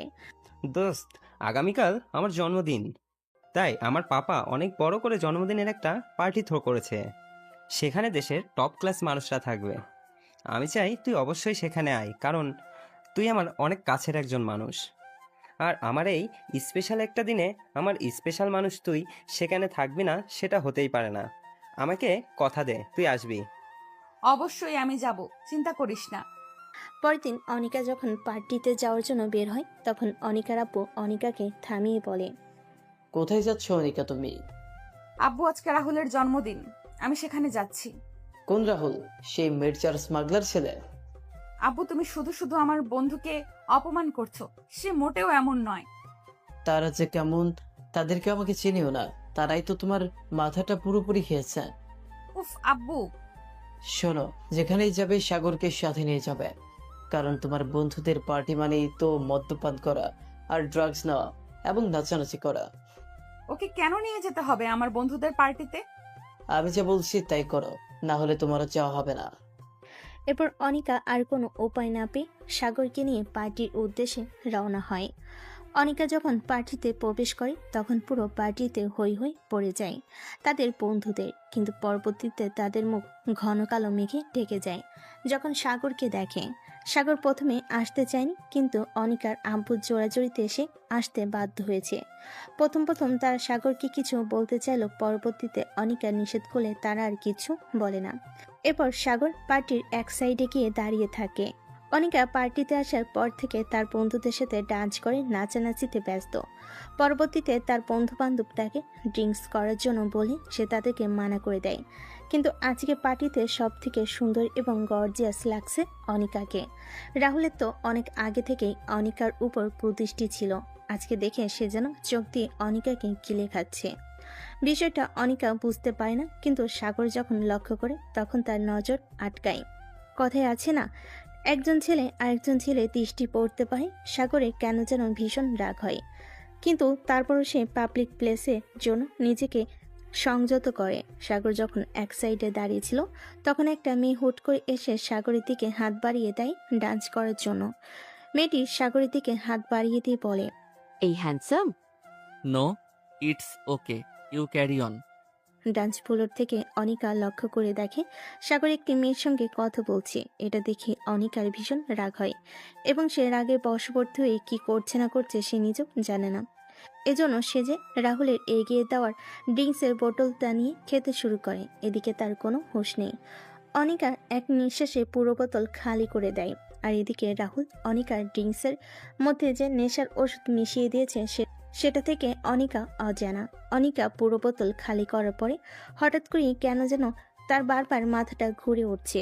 এতে রাহুল বুঝতে পারে এখনই সঠিক সময়। অনেক ভিড়ের মধ্যে খুব সতর্কতার সাথে অনিকাকে টাইপ করে পাশের একটি রুমে নিয়ে যায়। অনিকা মাতাল থাকে, সে ঠিকঠাক কিছু বুঝতে পারে না এবং রাহুলকে সে সাগর ভাবতে থাকে। এই সুযোগটা নিয়ে রাহুল অনিকার একদম কাছাকাছি চলে আসে। সাগর কিছু সময়ের জন্য অন্যমনস্ক হয়ে যাওয়াই বুঝতে পারেনি এতক্ষণে কি ঘুরে গেছে। এরপর সে আশেপাশে অনিকাকে খুঁজতে থাকে, কিন্তু সে কোথাও অনিকাকে পায় না। এরপর তার আর বুঝতে বাকি থাকে না নিশ্চয়ই অনিকার কোনো বিপদ হয়েছে। সাগর এবার চারপাশটা ভালোভাবে তন্ন তন্ন করে খুঁজতে থাকে। যখন সে পায় না তখন আশেপাশে লোকজনকে জিজ্ঞেস করতে থাকে, কিন্তু কোথাও থেকে কোনো উত্তর না পেয়ে সে খুঁজতে খুঁজতে সেই রুমের দিকে চলে যায়। সেই রুমে প্রবেশ করে দেখে রাহুল অনিকার একদম কাছে চলে এসেছে, যে না অনিকাকে স্পর্শ করতে যাবে। অমনি সাগর রাহুলের হাতটা এত জোরে মুচড়ে ধরে যেন হাতটা ভেঙে যাবে। এরপর সাগর রাহুলকে ইচ্ছে মতো মারে। অনিকা নেশায় থাকায় সে জানে না তার সামনে কি হতে যাচ্ছে। সাগর রাহুলকে মেরে সেখানে আদমরা করে ফেলে রেখে এসে অনিকাকে নিয়ে বাসায় ফিরে। অনিকাকে সাগর বাসায় নিয়ে এসে অনিকার রুমে নিয়ে আসে। সাগর অনিকাকে অনিকার রুমে নিয়ে এসে শুয়ে রেখে যে না বাইরে যেতে যাবে, অমনি অনিকা সাগরের হাত ধরে ফেলে। এরপর সাগরকে হুট করে এক টান দিয়ে নিজের উপর ফেলে দিয়ে মিনমিন করে বলতে থাকে, আমাকে রেখে যেও না পাজে ছেলে। তুমি কেন বোঝো না? তুমি অন্য মেয়ের সঙ্গে কথা বললে আমার সহ্য হয় না। প্লিজ আমাকে একা রেখে যেও না, আমি ভীষণ একা, বিশ্বাস করো আমার কেউ নেই। তুমিও যদি আমাকে একা রেখে চলে যাও তাহলে যে আমি মরে যাব বাজে ছেলে। অনিকা প্লিজ, তুমি নেশার মধ্যে আছো, তাই কি বলছো জানো না। হ্যাঁ, আমি নেশার মধ্যে আছি, তবে এটা তোমার নেশা বাজে ছেলে। আমার তোমাকে চাই। ঠিক আছে, তুমি এমন করো না প্লিজ, আমি আছি, তুমি ঘুমিয়ে পড়ো, আমি তোমার কাছেই আছি। তুমি কেন বোঝো না? আমার তোমাকে চাই, খুব করে চাই, নিজের মধ্যে চাই, নিজের অস্তিত্বে মিশিয়ে নিতে চাই। প্লিজ বাজে ছেলে, প্লিজ। ছেড়ে দাও অনিকা, এখন তুমি নেশায় আছো জন্য এসব বলছো। সকালে নেশা কেটে গেলে তখন আমি তোমার চোখে জঘন্য হয়ে যাব। তুমি বেশি কথা বলো। তুমি জানো বাজে ছেলে, আমার বেশ কিছুদিন তোমার নেশা পেয়েছে। তোমাকে কাছে পেতে, তোমার সঙ্গে কথা বলতে মন চায়, তোমার সঙ্গে সময় কাটাতে মন চায়। তুমি আর দূরে থেকো না বাজে ছেলে, প্লিজ। তোমাকে চাই, খুব বাজেভাবে চাই তোমাকে। ভালোবাসি বাজে ছেলে, তোমাকে ভীষণ ভালোবাসি, কিন্তু কিভাবে জানি না। তবে আমি তোমাকে আসক্ত হয়েছি, ভীষণ বাজেভাবে আসক্ত হয়েছি। তুমি কেন আমাকে ভালোবাসো না? আমি তো সেই কবেই তোমাকে ভালোবেসে ফেলেছি, যখন আমি ঠান্ডায় কষ্ট পেলে গরম কাপড় জড়িয়ে দিতে। যখন তোমার কোনো বন্ধু আমাকে অপমান করত, তুমি আমার আড়ালে তাদের সঙ্গে বন্ধুত্ব নষ্ট করার ধমকি দিতে। যখন আমাকে তুমি অন্য কোনো মেয়ের সাথে দেখতে, তখন তুমি কষ্ট পেতে। আমি বুঝতাম তুমি আমাকে ভালোবাসো, কিন্তু নিজের জন্য বলতে পারছো না। আমি তো সেই কবে তোমাকে ডুবেছি মেয়ে। কিন্তু অনিকা, সাগর আর কিছুই বলতে পারে না, কারণ অনিকা তাকে সেই সুযোগ দেয় না। সাগর যখনই কথা বলতে যাবে, এমন সময় অনিকা সাগরের ঘাড়ে এক হাত এবং এক হাত মাথার চুলে দিয়ে খামচি দিয়ে ধরে, তাকে টেনে তার ঠোঁটে লিপকিস করে। এতে সাগরের কথা বন্ধ হয়ে যায়। বেশ কয়েক মিনিট এভাবে সাগরকে বদ্ধ রেখে অনিকা সাগরকে ছেড়ে দেয়। হঠাৎ ছাড়া পাওয়ায় সাগর এবং অনিকা দুজনেই দুদিকে ঘুরে ঘন ঘন জোরে জোরে নিঃশ্বাস নিতে থাকে। এরপর অনিকা হুট করে সাগরের বুকের উপর চড়ে বসে। এরপর আবার সাগরের ঠোঁট জোড়া নিজের দখলে নিয়ে নেয়। সাগর অনেক চেষ্টা করে অনিকাকে আটকানোর, কিন্তু সে কোনোভাবেই অনিকাকে আটকাতে পারছে না।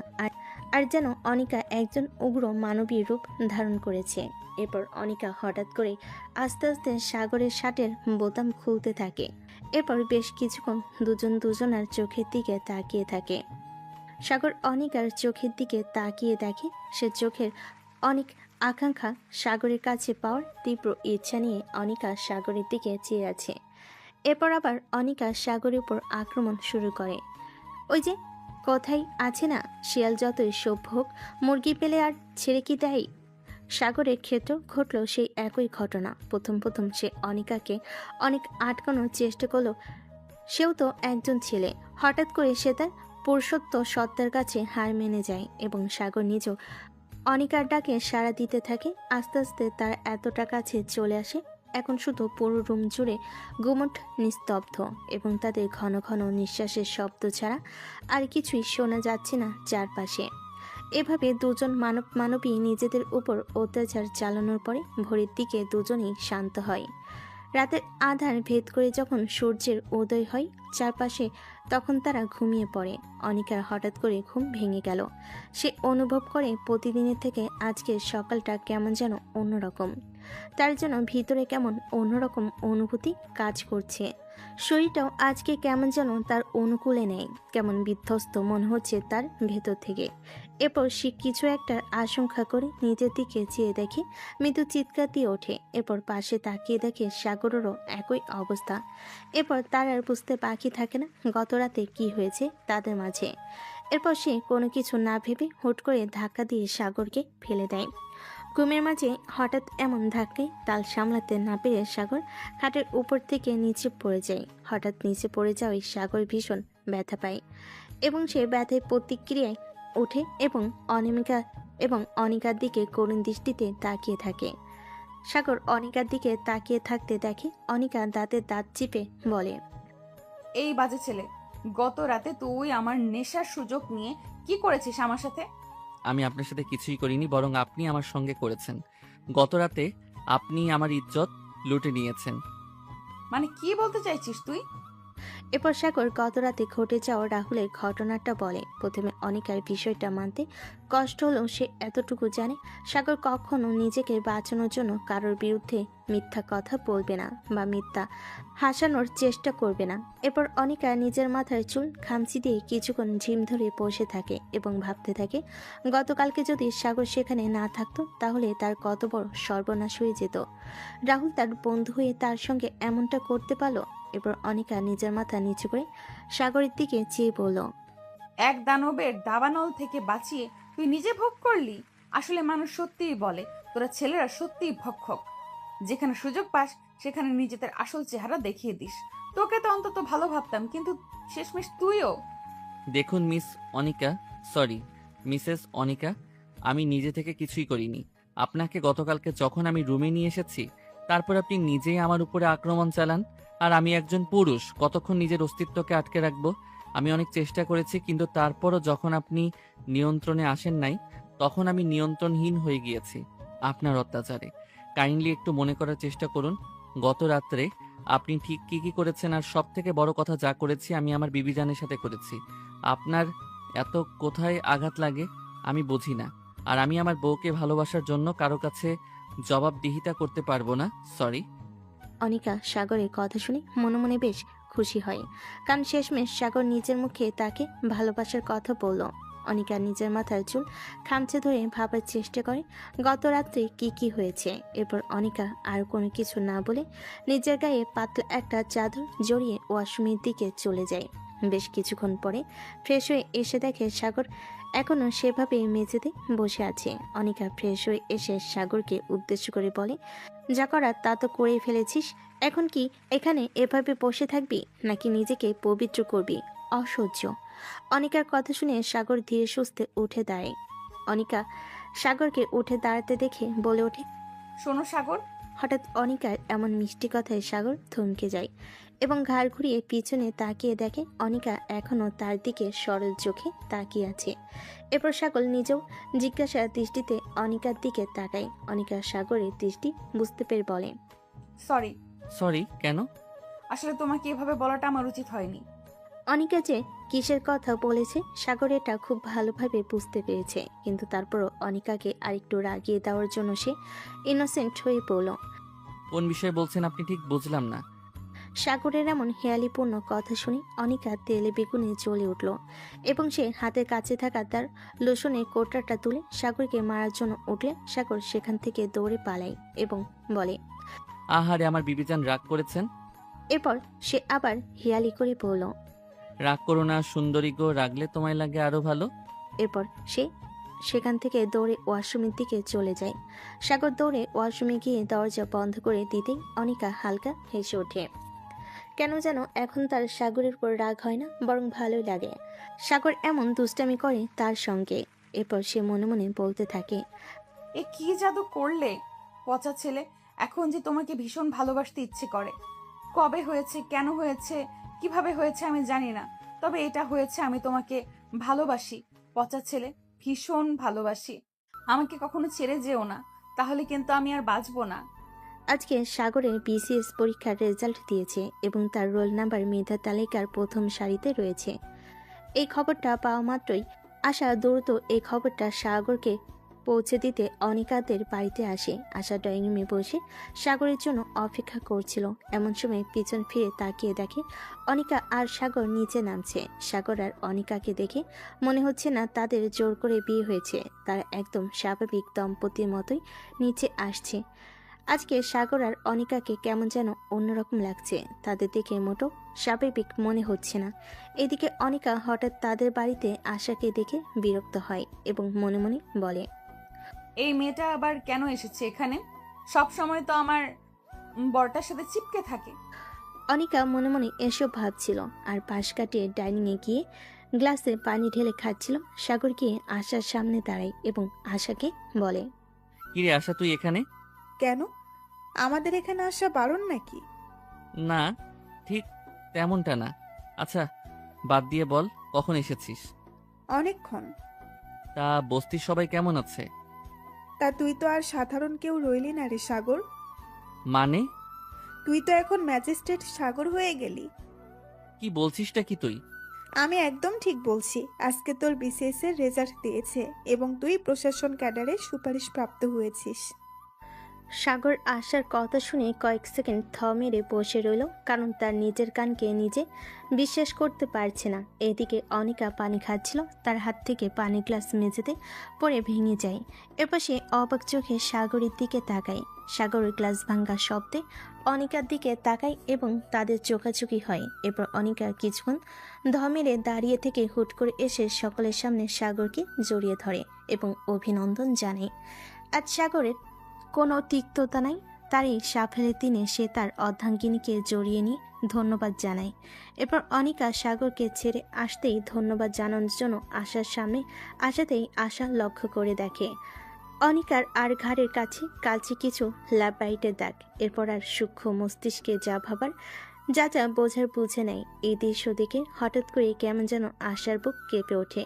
সে আর বেশিক্ষণ সেখানে না দাঁড়িয়ে সাগরের থেকে বিদায় নিয়ে চলে আসে এবং অনিকাদের বাড়ি থেকে বের হয়ে মনে মনে ভাবে, হায় রে ভালোবাসা, এ তোর কেমন খেলা? কাউকে পূর্ণ করিস তুই সবকিছু দিয়ে, কাউকে করিস ফকির। সবকিছু নিয়ে সাগর যদি আমার কপালে নাই থাকে, তাহলে কেন তার জন্য মায়া বাড়িয়েছিলে মনে বিধি? কেনই তাকে নিয়ে স্বপ্ন দেখিয়েছিলে বিধি? প্রকৃতি আমার সাথে এত নিষ্ঠুরতা কেন করলো? তবে কি সব দোষ আমারই ছিল? তবে ভালোবাসার মানুষটা যেখানেই থাক, সব সময় রাজার মতোই থাক তার ভালোবাসাটা। তো পূর্ণতা পাক, আমি না হয় শূন্য হাতেই ঘুরবো, কিন্তু বিধি, তুমি সবসময় তাকে পূর্ণ রেখো। কথাটি ভাবতে না ভাবতে আশার চোখ বেয়ে কয়েক ফোঁটা ননজল গড়িয়ে পড়ে এবং সে হাতের উল্টো পিঠ দিয়ে সেটা মুছে আরেকবার ঘাড় ঘুরিয়ে অনিকাদের বাড়ির দিকে তাকিয়ে আরেকবার আকাশের দিকে দাঁড়িয়ে খোলা আকাশের দিকে তাকিয়ে দীর্ঘ একটা শ্বাস ফেলে সে তার বস্তির দিকে ফিরে যায়। সেদিন সারাদিন খন্দকার বাড়িতে একটা ছোটখাটো অনুষ্ঠানের মতো দিন কাটলো। অনিকা নিজের হাতে সাগরের পছন্দ মতো রান্না করেছিল। যদিও সে রান্না পারে না, তারপরও চেষ্টা করেছিল। রাতে অনিকা যখন ঘরে এসে দেখে সাগর কোথাও নেই, এরপর সে চারপাশে সাগরকে খুঁজতে থাকে। হঠাৎ করে কান্নার শব্দ তার কানে আসতেই সে শব্দ অনুসরণ করে সামনে অগ্রসর হতে থাকে। অনিকা সামনে বেলকনিতে গিয়ে দেখে সাগর বেলকনির রেলিং ধরে আকাশের দিকে তাকিয়ে কান্না করছে। হঠাৎ সাগরকে এমন কান্না করতে দেখে কেমন যেন অনিকার বুক কেঁপে ওঠে। সে কাঁপা কাঁপা পায়ে সাগরের কাছে এগিয়ে যায় এবং পেছন থেকে সাগরের কাঁধে স্পর্শ করলো। নিজের কাঁধে কারোর স্পর্শ অনুভব করে সাগরের কোনো হেলদোল পাওয়া গেল না, কারণ সে জানে কে এসেছে। এরপর সাগর আকাশের দিকে তাকিয়ে অনিকাকে উদ্দেশ্য করে বলল, আমার জীবনটা কেন এত অন্ধকার বলতে পারবে অনিকা? আজকে আমার জীবনে এত সুখের একটা দিনে বাবা মা পাশে নেই। তারা যদি আমার পাশে থাকতো তাহলে কি খুব বেশি ক্ষতি হতো? সাগরের কথা শুনে অনিকা নিজের ভেতরে ভেতরে দুর্বল হয়ে পড়ে। এই ছেলেটা নিজের মধ্যে এত কষ্ট লুকিয়ে কিভাবে টিকে আছে? আর এই ছেলেকে কিনা সে এতদিন এত কষ্ট দিয়ে এসেছে। বসে কাঁপা কাঁপা গলে বলল, কষ্ট পেও না সাগর, আমি তো আছি তোমার পাশে, তোমার আপনজন, নিজের মানুষ। সাগর পিছু ফিরে এবার অনিকাকে শক্ত করে জড়িয়ে ধরে, যেন অনিকা তার একমাত্র সম্বল। তাকে ছেড়ে দিলে সে হয়তো হারিয়ে যাবে। এরপর সে কিছুক্ষণ অনিকাকে জড়িয়ে ধরে অনিকার ঘাড়ে মুখ গুজে দেয়। এরপর অনিকার গলায় হালকা করে নাক ঘষতে লাগে। সাগরে হঠাৎ এমন ব্যবহারে অনিকা অপ্রস্তুত হয়ে পড়ে এবং বারবার কেঁপে ওঠে। সাগর অনিকাকে হঠাৎ এমন কেঁপে উঠতে দেখে কপাল কুঁচকে কিছুক্ষণ অনিকার দিকে তাকাই এবং ঘোর লাগা নেশে ভরা গলায় বলে, বিবি জান, হুম, আজ তোমার কাছ থেকে কিছু চাইবো, দিবে তুমি? যদি তা দেওয়ার সান্নিধ্য আমার থাকে তবে নিশ্চয়ই দেব। বলো কি চাও তুমি? আমি যা চাইবো সেটা দেওয়ার সান্নিধ্য কেবলমাত্র এই দুনিয়াতে একমাত্র তোমারই আছে। কি চাই তোমার? আমার একজন নিজের মানুষ চাই, আপনজন চাই। আছি তো তোমার কাছে। তোমাকে তো চাই, সাথে তোমার মাঝে নিজের অস্তিত্বকে চাই। দিবে আমাকে নিজের মাঝে বিলীন হতে, ধারণ করবে নিজের মাঝে আমার অস্তিত্বকে। দিবে আমাকে একজন নিজের মানুষ, আপন মানুষ। আমিও দুনিয়াকে বলতে চাই আমারও আপন মানুষ আছে। অনিকা কিছুক্ষণ সাগরের মুখের দিকে চেয়ে থেকে এরপর হুট করে সাগরকে জড়িয়ে ধরে সাগরের বুকে মুখ লুকায় এবং এতে সাগর বুঝে যায় তার উত্তরটা। এরপর সাগর হুট করে অনিকাকে নিজের কোলে তুলে নিয়ে